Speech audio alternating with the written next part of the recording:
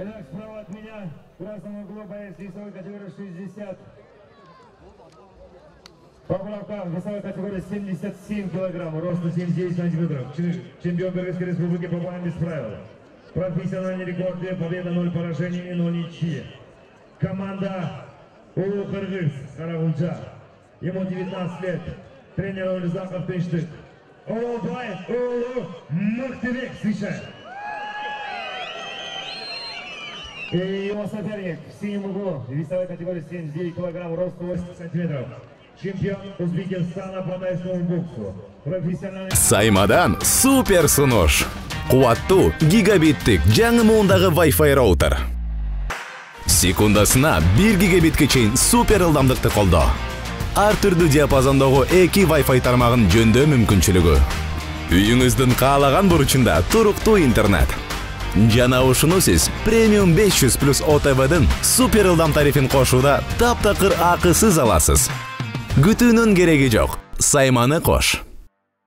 Рекорд 1 победа, 0 поражений и 0 ничьи. Мастер спорта по тайскому боксу. Команда GFC Узбекистан. Ему 22 года. Тренер Эльдор Ака. Халматов Шахзод. Бойцы середина. Жана кийинки беттеш бул эми кыргызстандык Мыктыбек Оролбай уулу менен өзбекстандык Шахзод Халматовдун ортосуна болмокчу. Дерлик мына ушул эки мушкердин мына ушул боюнун айырмачылыгы деле аз. Экөө тең мына ушул бири биздин мекендешибиз Мыктыбек Оролбай уулу тууралуу айтып отурган болсок, ал мына ушул ой режиссер уруш боюнча Кыргызстандын чемпиону, буга чейин профессионалдык рингте 2 жолу беттеш өткөрүп экөөндө тең жеңишке жеткен. Жана ММА боюнча спорт чебери Улуу Кыргыз спорттук клубуна машыккан Мыктыбек Оролбай уулу учурда 19 жашта. Анын машыктыруучусу бул Тыныштык Өмүрзаков. Ал эми анын каршылашы болгон Шахзод Халматов Өзбекстандын тай бокс боюнча чемпиону, буга чейин профессионалдык рингте 1 беттеш өткөрүп жеңишке жеткен.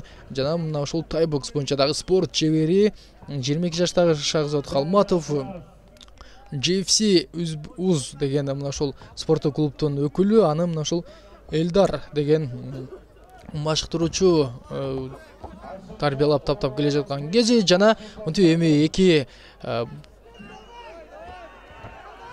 мушкердин ортосундагы кармаш күч алат. Андан ары мына ушул тай бокс боюнча жана ММА боюнча өз өлкөлөрүнүн чемпиону атыккан эки спортчунун кармашы. Жана мына ушул үстүңкү бөлүктө 3 бурчтукка алууга аракетин Шахзод Халматов көргөн, бирок Мыктыбек Оролбай уулу аны мына ушул аракетинен чыгып кетүүгө мүмкүнчүлүк алган. Жана бул жерде эми Мыктыбек Оролбай уулунун колун дагы тартып алууга, жолсо кайрууга көргөн аракети. Андан ары мына ушул жөн гана колун гана кайрыбастан сокку дагы узатууга көргөн аракети болуп кетти. Жана бул жерде эми анын мындай аракетинен кийин беттеш эми башкача өңүктүү уланат. Жана Мыктыбек Оролбай уулу бир аз ыңгайлуу абалга келип калды. Демек алдынан дагы соккулар болобу, же болбосо каршылашынын ушул байлап алуусунан чыга албай калабы? Жок, чыкты. Жана эми каршылашын бул жерде басып алып болгону соккуларды узатуу гана калды. Жана муунтуга болгон аракет. Мыктыбек Оролбай уулу каршылашын муунтук аракетин көрдү, бирок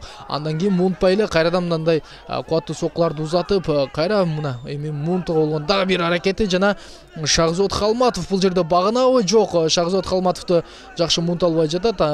Мына кошумча оң колу менен дагы бир жакшы кубаттуу сокку болду. Жана муунта болгон кийинки аракет, бирок мына ушул учурда Мыктыбек Оролбай уулунун дагы мына ушул муунтуга болгон кийинки аракети, бирок үстүнөн муунтуга болуп аракетти көрүп жаткан, бирок кайсыл учурда Мыктыбек Оролбай уулу бул жерде кубаттуу соккуларды алып калды билбейбиз, бирок мына абдан бир сонун мүмкүнчүлүк. Жана Шахзод Халматовду бул жерде толугу менен муунтуп алган Мыктыбек Оролбай уулу. Жана ага багынбоого аракет кылып тырышып жаткан бул Шахзод Халматов. Жана Шахзод Халматовду муунтууда Мыктыбек Оролбай уулу бир аз чабалдык кетирди, чабалдык кылып койду. Айтор аны толук муунта алган жок. Жана кайрадан бир мына ушул муунта болгон аракетин улантат. Ал эми Шахзод Халматов бул ирет дагы багынбоо үчүн ушул капталынан жатып алып чыгып кетүү үчүн бар күчүн көрдү. Жана бул ирет ушул эми өзүнүн каршылашынын муунтусунан чыгып кетүүгө аракет көргөн Шахзод Халматов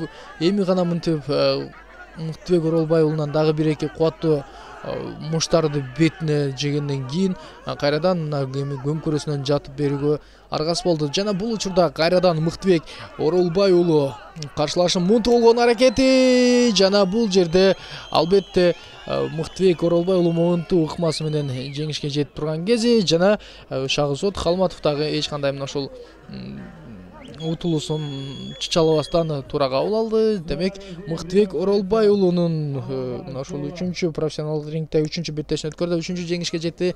Жеңишке жетүүсү менен куттуктайбыз. Жана мынтип эми биздин өлкөбүздүн желегин дагы бир ирет желбиретип, айланып, кубанычы менен элдер менен бөлүшкөндөн соң албетте анын жеңишкенин дагы аныктайт. Жана биз кийинки беттешке чогуу назар салабыз.